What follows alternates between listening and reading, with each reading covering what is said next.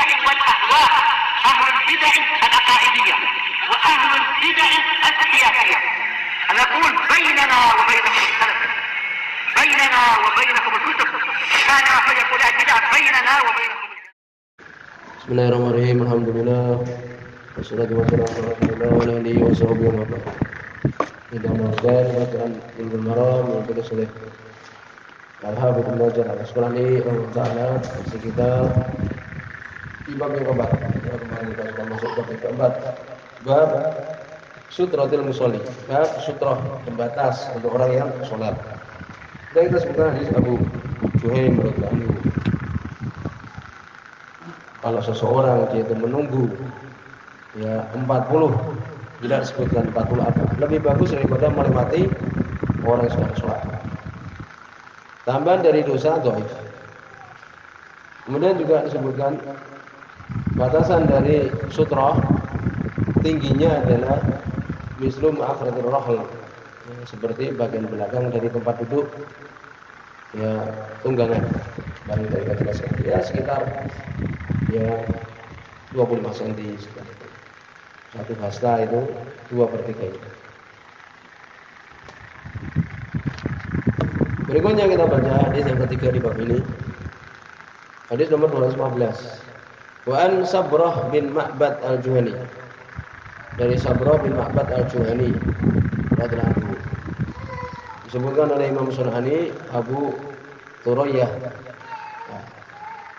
Ya, Abu Thurayyah. Bahwa Sabrah bin Ma'bad al-Juhani sakan al-Madinah, tinggal di Madinah. Wa addahu bil Basriyin. Mereka para ulama menganggap dia dari orang-orang Basrah. Tinggal di Madinah ya, dan kemudian tinggal di Basrah. Wallahu a'lam bishawab. Tapi di sini dhaif. Di situ ada rawi namanya Abdul Malik bin Rabi bin Sabrah. Ya, dhaif. Syalbani juga mendhaifkan ulah. Hadis ini dhaif ya. Qala beliau mengatakan, qala Rasulullah, berkata Rasulullah sallallahu alaihi wasallam, liyastatir ahadukum, hendaknya untuk membuat sutrah salah seorang kalian. Hendaknya salah seorang kalian itu membuat sutrah. Bisolah ketika sholat. Walau bisahmin, walaupun dengan saham. Saham itu apa? Saham itu anak panah. Ini walaupun anak panah saja tidak mengapa. Yang penting di depan dia itu ada pembatas ketika sholat. Di sini doa itu mana? Ya. Akhrajahu Al-Hakim. Ya, mengeluarkan Imam Hakim rahimahullah. Walaupun di sini dhaif, ya, tetapi demikian mereka para ulama beramal tidak disyaratkan sutrah itu harus tebal, walaupun tipis, berupa anak panah itu tipis, maka tidak mengapa. Ataupun apa tembok, ya, ataupun meja dan sebagainya. Tapi kalau kemudian khusus, alam sebagian kita lihat saking semangatnya membuat apa alat khusus supaya sutrah bisa dipindah-pindah, gitu. Maka alam tidak ada di zaman salaf, di zaman Nabi tidak. Tapi kalau sudah ada seperti meja, umpamanya, ya, atau tembok atau tiang, kalau meja umpamanya kemudian jadikan sutrah, tidak apa-apa. Tapi kalau khusus aku mau membuat sutrah, nah, dibuat kayu, umpamanya, ya, dikasih bawahnya rata, kemudian ditegakkan. Nah itu ulama tidak ada contohnya. Sebagaimana masalah ni'al, sandal, sunnah kan. Tapi kalau kemudian jadi sholat menggunakan sandal adalah sunnah, bahkan termasuk menyelisih Yahudi. Tapi kalau kemudian kita khususkan di dalam masjid ada sandal, ya, yang dipakai, sedangkan di luar ada sandal khusus, yang luar khusus, yang dalam khusus, ini malah nggak ada sunnahnya. Dan sandalnya dipakai di luar itu lain, dibawa masuk ke dalam boleh di sini boleh. Dan sebagian kita mungkin sudah melakukan ya. Ini memakai apa sandal laki perempuan sama aja boleh. Namanya keluar pakai sandal itu, kemudian mau sholat pakai sandal dalam masjid, ya sandal itu juga jangan kemudian sandalnya letak di luar, di dalam ada sandal khusus. Jadi demikian. Ya, tidak disyaratkan harus tebal dan sebagainya. Akhrajahu Hakim tadi, mengeluarkan Imam Hakim. Imam Syafi'i pernah mengatakan, "Mayubidu an hadzi sutrah waladat au daqqat." Boleh sutrah pembatas itu dia itu tebal, ya, besar ataupun dapatnya ini apa? Tipis. Boleh. Wa anna laysa aqalluha mislu ma'akhrati rahl. Nah, tidak ada kemudian ini tebal atau tipisnya tidak ada. Sebagian mengatakan sutrahnya itu sebelah kanan atau sebelah kiri, tidak di depannya. Tapi ulama boleh di depan dia langsung boleh. Kemudian berikutnya hadis yang keempat. Hadis yang ke-216 buku ini. Wa Nabi Dzar dari Abu Dzar Al-Ghifari radhiyallahu anhu. Ini yang membatalkan salat ini. Ya, walaupun sebagian tidak membatalkan salat tapi mengurangi pahalanya, tapi lebih aman kita katakan itu membatalkan salat. Dari Abu Dzar Al-Ghifari radhiyallahu anhu qala beliau mengatakan qala Rasulullah berkata Rasulullah sallallahu alaihi wasallam yaqta'u salat ar-rajuli al-muslimi memotong salatnya laki-laki muslim idza lam yakun baina yadayhi apabila tidak ada di depan dia itu mislu mu'akhiratir rahl seperti bagian belakang dari tempat duduk ketika menaiki onta semisal itu. Ya, ini membatalkan. Terjadi perselisihan yaqta memotong ini yakni memotong pahala atau memotong salat. Ini membatalkan salat atau enggak? Ulama lebih aman kita katakan ya sebagaimana pendapat para ulama yaitu membatalkan salat. Apa itu membatalkan? Al-mar'at perempuan. Semoga dengan yang lain yaitu walaupun itu mauquf ya. Jadi ucapan ya dari sahabat saja. Ini perempuan sudah haid. Wal himar, apa himar? Keledai. Wal kalbul aswad dan anjing hitam. Nah itu tiga ini. Perempuan yang dia sudah haid, ya, kemudian keledai, kemudian anjing hitam. Hadis. Wafihi dan di dalamnya al kalbul aswad syaitan. Anjing hitam itu adalah setan. Akhrajahu Muslim. Diriwayatkan Imam Muslim. Walahu ya hadis Imam Muslim juga an Abi Hurairah dari sahabat Abu Hurairah radhiyallahu anhu. Hadis yang kelima. Nahwu semisalnya dunal qalb tapi enggak ada tambahan anjing. Nah itu. Jadi cuma apa? Perempuan dan keledai. Nah,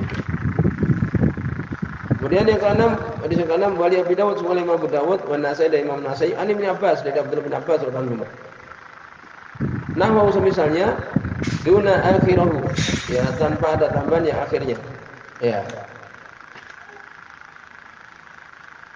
Yani yuridu annahu laysa min hadis Ibnu Abbas akhir hadis Abi Hurairah. Ya. Ini tidak ada tambahan ya dari hadis Abu Hurairah terakhir itu. Ya ada. Maka disebutkan di sini duna akhirahu wa qayyadal mar'ah bil haid dan menambahkan di situ dan mengikatkan di sini menambahkan maknanya perempuan adalah perempuan haid, perempuan yang haid. Yang tadi kita sebutkan ya itu. Walaupun orang menyebutkan tambahan perempuan di sini adalah perempuan yang haid disebutkan itu adalah mauquf. Ya ucapan Abdullah bin Abbas radhiyallahu anhu. Jadi disebutkan di sini bahwa Syu'bah dia diselisih oleh para rawi yang lain ketika mengatakan itu ucapan Nabi sallallahu alaihi wasallam. Ya demikian. Semua ada demikian. Jadi dia menyelisih yang lain dan yang benar-benar mauquf ucapan Abdullah bin Abbas radhiyallahu anhu saja. Dia mengatakan perempuan dengan perempuan yang haid. Walaupun demikian amalan, ya hukumnya hukum rafaq. Ini ucapan Nabi sallallahu alaihi wasallam. Jadi perempuan di sini maksudnya adalah perempuan yang haid. Perempuan yang haid maka dia memotong salat. Ya demikian. Bahwa dibahas memotong salat di sini, ya bagaimana ini? Sebenarnya mengatakan yaitu mengurangi pahala saja. Ya. Sebenarnya mengatakan benar-benar yaitu membatalkan salat. Dan ulama adalah pendapat yang mengatakan itu adalah membatalkan salat. Ini pendapat Anas Malik bin Umar. Ya, demikian juga yang lainnya. Demikian juga pendapat Ibnu Taimiyah rahimahullah. Walaupun sebagian mengatakan yaqta'u nuqsan, ini mengurangi pahalanya. Maka ini menyelisih lafaz hadis tadi. Jadi di sini membatalkan salat. Kalau lewat di situ seorang perempuan sudah haid, maka batal salat. Adapun belum haid, maka tidak batal sebagaimana riwayat yang sebelumnya. Ya, bahkan Nabi SAW belum menggendong cucu beliau. Ya, ya sebagaimana hadis yang telah lewat. Kemudian juga disebutkan di dalam bahasan ini tentang hukum, ya, hukum melewati orang yang sholat sudah kita jelaskan itu adalah haram. Kemudian juga batasan antara dia dengan sutrah itu adalah sekitar salasa adru, 3 hasta. Bisa ditulis ini sekitar 1,5 meter. Ini tempat dia sholat, ya kan, sujud itu ditambah ini tempat berjalan di situ kambing atau sekitar itu. Kemudian juga hukum seseorang melewati orang yang sedang sholat, kalau dia itu adalah melewati makmum, maka tidak mengapa. Hadisnya banyak. Dan Nabi SAW ketika beliau terlambat, kemudian beliau langsung maju, ya, mendatangi Abu Hurairah radhiyallahu anhu. Demikian juga seorang kalau batal, tidak mungkin dia kemudian tidak melewati shaf, kan itu. Jadi hukumnya kalau kemudian melewati shaf, maka tidak mengapa. Hadis Ibnu Abbas radhiyallahu anhu juga ketika di Mina beliau akan memasuki shaf. Tetapi kalau kemudian melewati imam maka haram. Demikian juga melewati orang yang sendirian sholat maka haram. Ya. Kemudian juga panjangnya sudah kita sebutkan, ini kira-kira adalah ya 2/3. Ya, 2/3 dari dirok, 2/3 dari hasta. Ya sekitar mungkin 25 cm sekitar itu. Ya ini adalah yang wajib kita untuk melakukan, ya. Adapun untuk tebalnya tidak ada batasan. Riwayat yang telah lewat dhaif, walaupun dengan 1 anak panah, ya boleh dia. Kemudian juga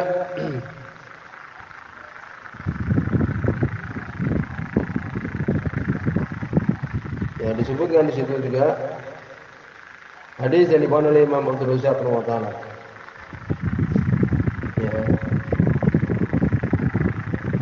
Ya, ini sebenarnya Imam Abdul Razzaq tentang apa pendapat para ulama dalam masalah ini. Disebutkan dalam riwayat Imam Bukhari dan Imam Muslim, hadis Sahal bin Sa'ad radhiyallahu anhu, "Kana baina musalla Rasulullah sallallahu alaihi wasallam wa bainal jidar mamaru syah." Ini hadis yang penting, bisa ditulis hadis Imam Muslim, hadis Sahal bin Sa'ad radhiyallahu anhu. Beliau mengatakan adalah antara tempat sholat Nabi sallallahu alaihi wasallam dan dengan tembok itu mamaru syah, tempat lewatnya kambing. Jadi kita sholat, ya, kita tempat sujud kita itu dengan tembok kita umpamanya atau sutroh itu ada tempat untuk bisa berjalan kambing. Kira-kira gitu. Berarti berapa itu? Ya kira-kira 1,5 meter. Ya antara kita dengan sutroh adalah 1,5 meter. Paham? Ya di sini tadi di Sahal bin Sa'ad Bukhari Muslim. Ya antara sholatnya Nabi sallallahu alaihi wasallam, ya, dengan tembok itu, tempat Nabi berdiri dan tembok itu, ya, antara Nabi sujud, ya, dengan tembok itu adalah apa? Bisa dilewati di situ anjing, ya, dilewati di situ kambing, syah. Kemudian juga hukum sutra adalah wajib. Sebutkan itu adalah pendapat dari Imam Ahmad, walaupun itu menyelisih yang masih dari beliau. Demikian juga ulama yang lain menyebutkan demikian. Walaupun jumhur berpendapat itu adalah mustahab saja. Yang sudah demikian dulu sampai di sini. Sebelumnya sudah ini Anda.